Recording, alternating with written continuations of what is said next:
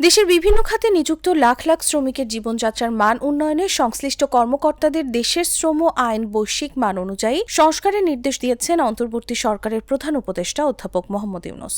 আসন্ন আন্তর্জাতিক শ্রম সংস্থার ৩৫৩তম অধিবেশনকে সামনে রেখে বুধবার শ্রম ও কর্মসংস্থান মন্ত্রণালয়ের কর্মকর্তাদের সঙ্গে বৈঠকে এই নির্দেশ দেন প্রধান উপদেষ্টা। আগামী ১০ থেকে ২০ মার্চ জেনেভায় এই অধিবেশন অনুষ্ঠিত হবে।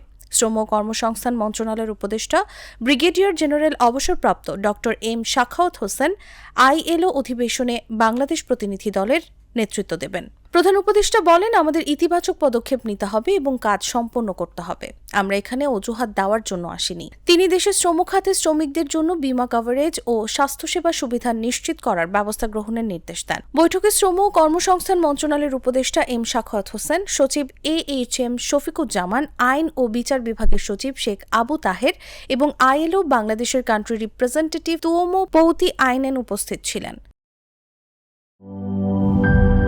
লিলি হালাল বিউটি সোপ, BSTI কর্তৃক সনদপ্রাপ্ত দেশের প্রথম হালাল বিউটি সোপ। দীপ্তিময় উজ্জ্বল ত্বকের জন্য।